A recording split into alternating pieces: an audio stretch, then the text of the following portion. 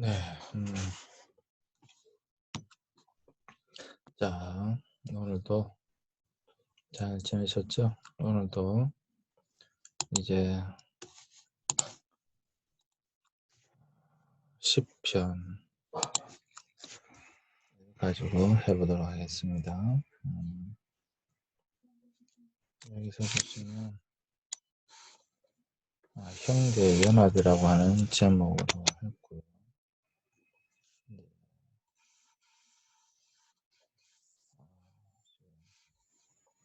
너무 피곤해가지고 좀 비몽사몽간일 수도 있습니다.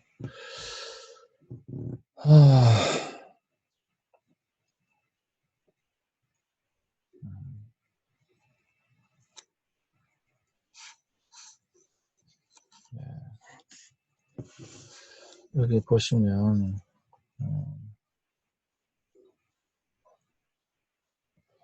이걸 좀 어떻게 할 수 있는 방법이 없을까요?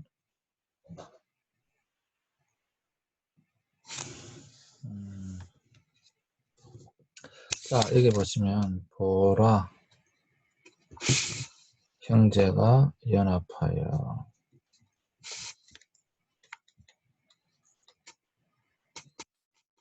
동거함이. 여기 보시면 이제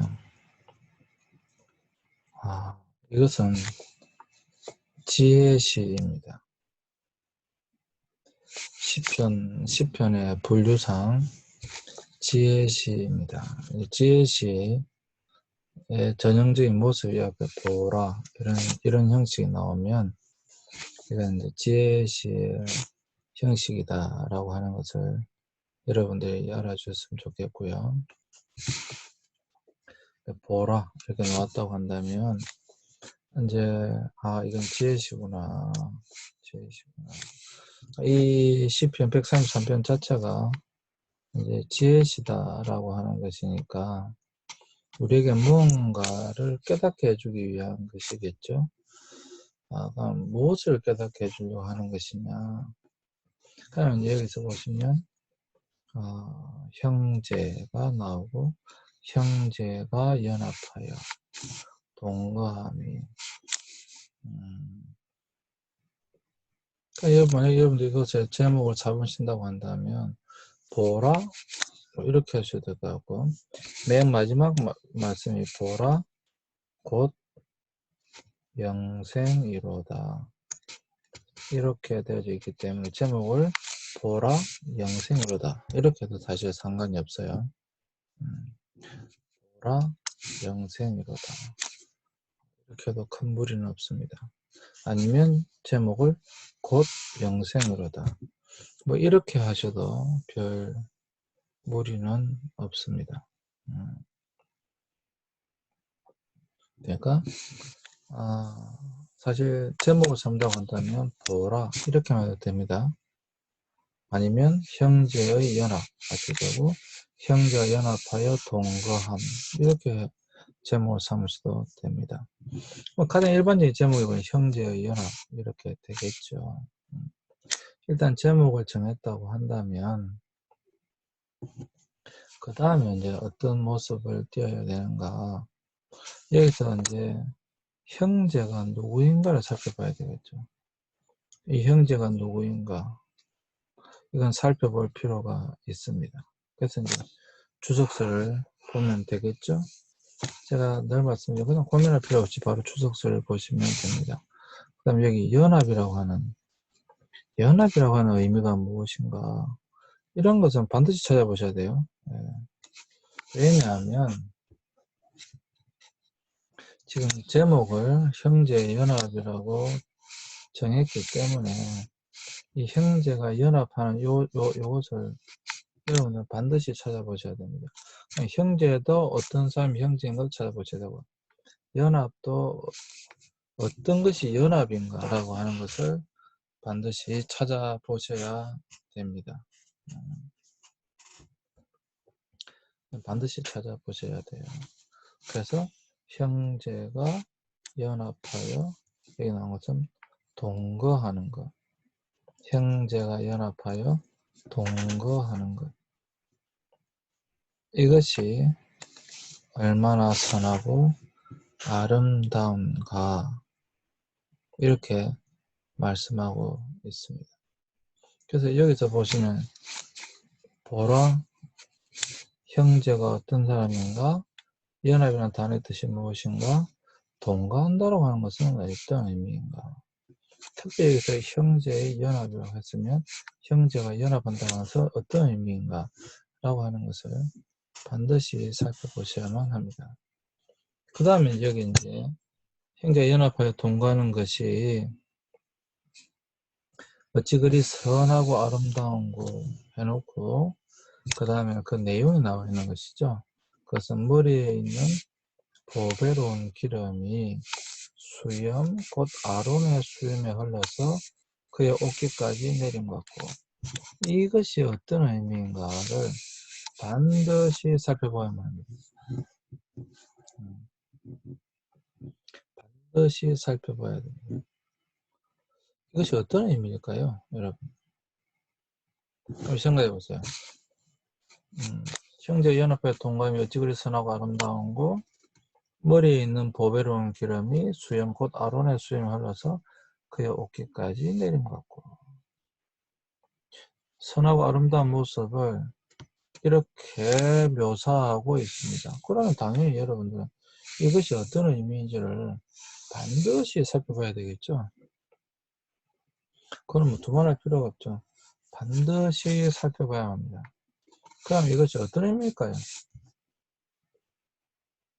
어떤 의미일까요? 여러분.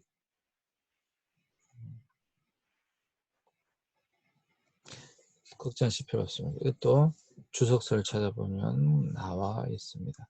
사실 이건 이제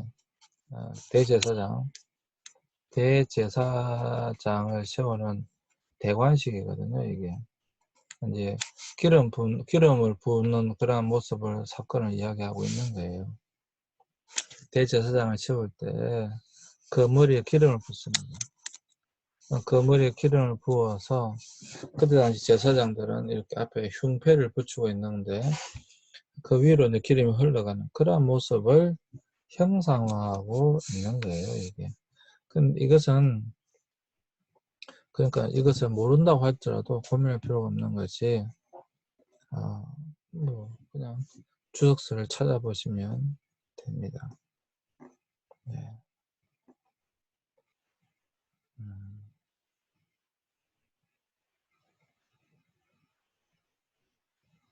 네. 사실 주석서를 찾아보시면 이런 내용들은 뭐 충분히 다 나와 있습니다. 그래서 여러분 별로 뭐 고민하실 필요가 없습니다. 네. 찾아보시면 이런 내용은 다 나와 있습니다. 그래서 형제가 연합하여 동거하는 그 아름다움을 대제사장의 대관측에 비유하고 있는 모습을 볼 때 굉장히 이것이 아름다운 모습이다라고 하는 것을 충분히 알 수가 있겠죠. 충분히 사실 알 수가 있죠. 충분히 알 수가 있죠.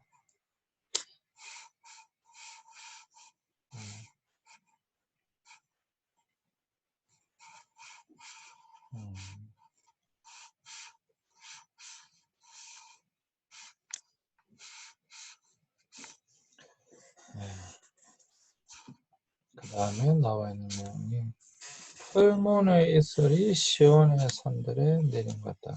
두 번째 이제 형제가 연합하여 동감이 어찌 그리 선하고 아름다운 거에 두 번째 내용이 뭔가 하면 형상화하고 있는 것이 풀문의 이슬.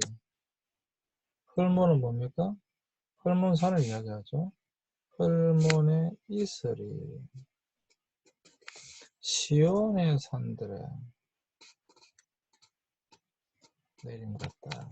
그러니까 풀문은 무엇인가요? 풀문산인데 풀문산의 이슬이 시온의 산들에 내린다. 이게 어떤 의미지? 이것이 형제가 연합하여 동거함이 어찌 그리 선하고 아름다운 거에 내용이 될 수가 있는가? 헐몬의 이슬이 시온의 산들에 내림 같은 것이 그만큼 아름다운 것인가? 뭐 이것도 여러분 그것도 고민할 필요가 없다니까요. 주석 찾아보시면 돼요. 그러니까 주석을 찾아보시면 헐몬산이 굉장히 논둘로 뒤덮여 있는 그런 산이구나 라고 하시는 것도 알 수 있을 것이고, 그러면 거기서 이제 설이라 그러죠. 아침과 밤과 낮의 기온차가 너무 크기 때문에 자연스럽게 이슬이 맺히게 되는 거죠. 이슬이 맺히는 이 이슬을 통하여서 무엇이 생명들이 살아나게 되는 것입니다. 생명들.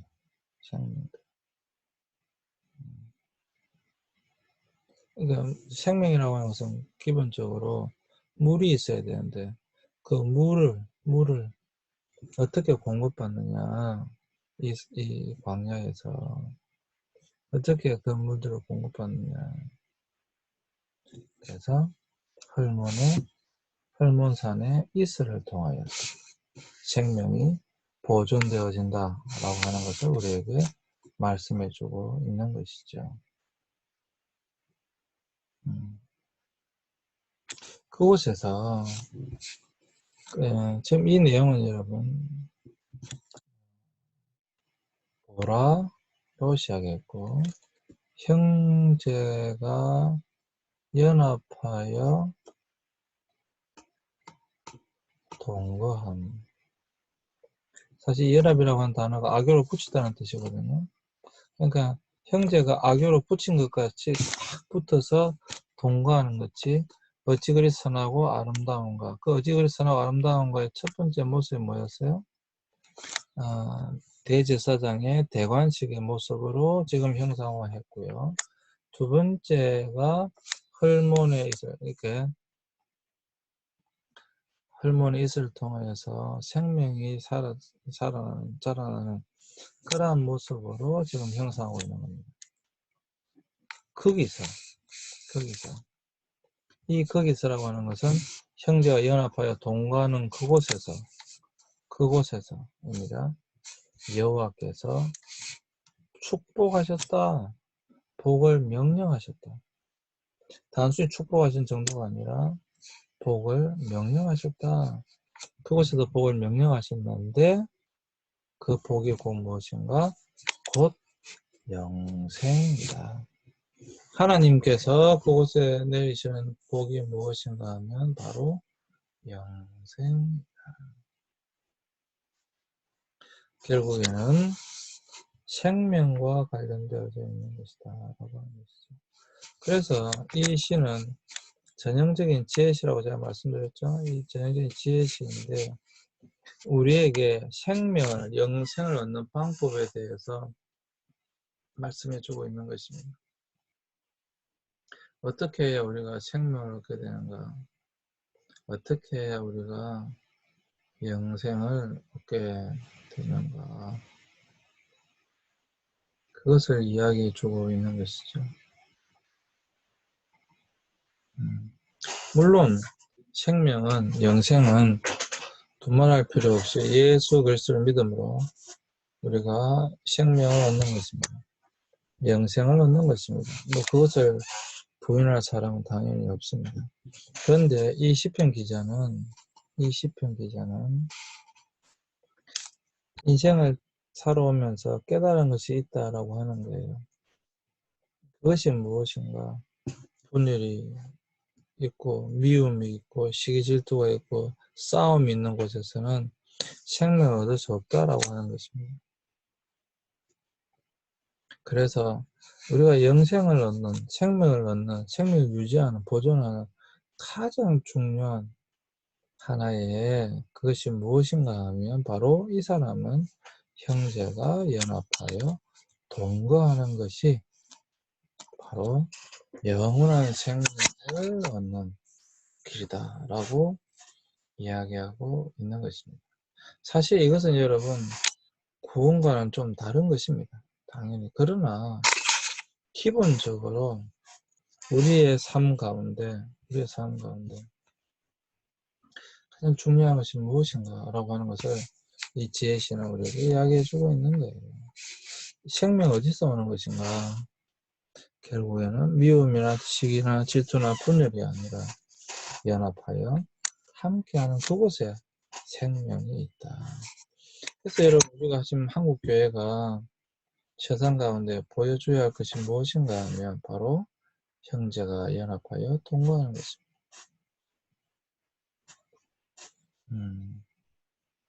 어떻게 하면 우리가 연합하여서 함께 할 것인가, 이걸 고민해야 되는 것이죠. 근데 뭐 이번 국회의원 선거에서도 나타난 것처럼 극명한 정말 동과 서가 너무도, 여러분, 진보와 보수가 너무도 이렇게 정적 극명하게 분리되어져 있는 것을 우리는 못 보았습니다. 그곳에서 여러분 어떻게 생명이 일어날 수가 있겠어요? 그곳에서 어떻게 여러분 평안이, 샬롬이 일어날 수가 있겠습니까? 그래서 형제가 연합하여 동거할 때 그곳에서 보라 영생이로다. 이 시편 133편을 한마디로 요약하라 그러면 보라 영생이로다. 그래서 이 지혜시가 그것을 우리에게, 저 여러분들에게 말씀해 주고 계시지요. 시편 133편은 아마 여러분들 설교도 많이 들었을 것입니다. 이런 시는 굉장히 설교하기 좋은 것이죠. 그리고 길지도 않고 주제도 아주 명확하고 또 1대지 2대지 결론까지 너무도 명확하게 우리가 구분할 수 있기 때문에 이런 시는 뭐 정말 설교하기 좋은 그런 본문 중에 하나가 되겠습니다.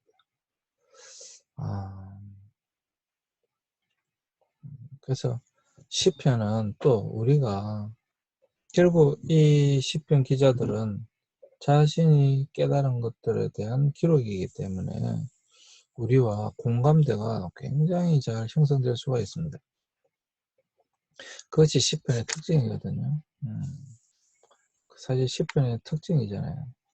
결국은 내가 만난 하나님, 나의 인생 가운데 깨달아졌던 것, 그것을 기록한 것이니까요.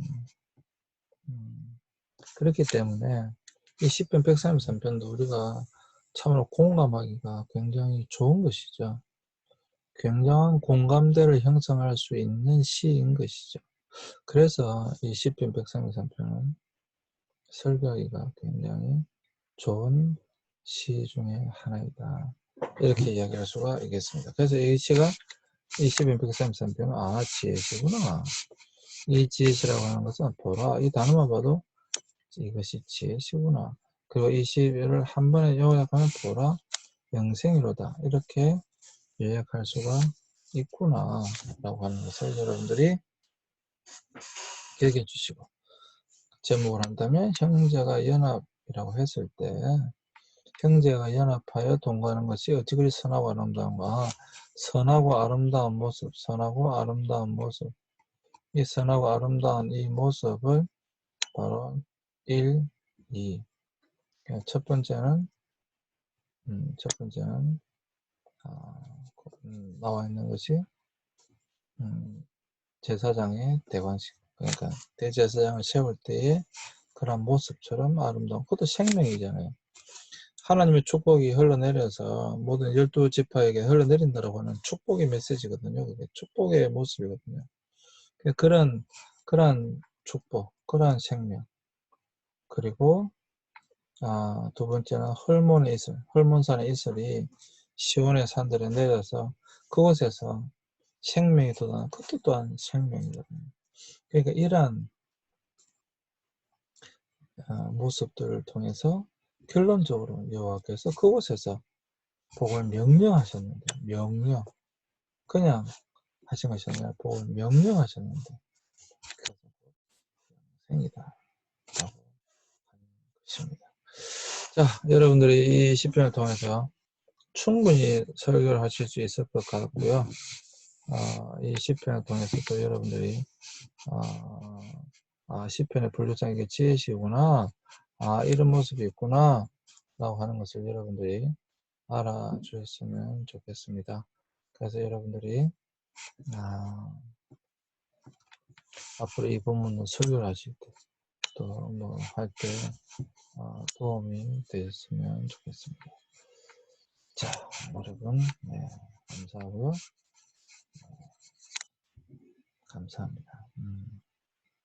오늘 제가 너무 피곤해서 조금 여러분들이 이해해 주셨으면 좋겠어요. 제가 지금 너무 피곤해가지고